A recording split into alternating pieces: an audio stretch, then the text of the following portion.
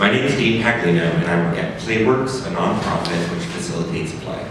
My personal project was writing a curriculum teaching adults how to teach kids how to design games, called Invent a Game.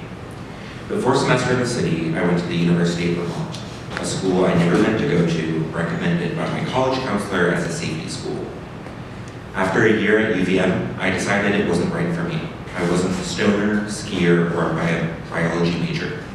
To its credit, I had my fun, a reasonable share of friends, parties, and hangovers. But after getting Counselor of the Year at a summer camp, I convinced myself I was made for more than just my safety school. I spent my third semester applying as a transfer to Ivy level schools and telling my friends as such. In that same way, I lost a lot of friends. My verbiage implied I was better than UVM and implicitly better than them.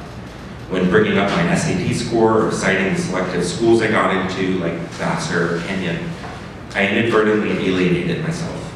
In addition to being a prospective transfer, I was a sophomore, and like many others, had woken up from the fever dream of freshman year to the finite realities of the outside world.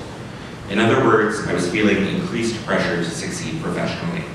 I went to a career fair and found semester in the city. I didn't want to be at UVM, and I didn't want to go home, so it seemed like a nice compromise. I naturally struggle with networking, either due to my distaste for dishonesty or simple inability to properly conform to corporate schmoozing. So a guaranteed internship seemed like my only way to launch a career. I told those at UVM I was excited to go, and it was true. Unfortunately, as most here know, I never quite found my place in Boston. In fact, I spent as much time as I could escaping it, whether mentally through vices and addictions, or physically taking transit to Vermont or my home state, Connecticut.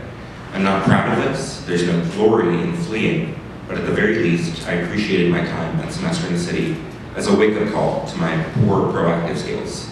I quickly find a comfort zone and drown in it, lose faith in pursuing relationships at the drop of a hat, and couldn't find a city event to attend with a gun to my head.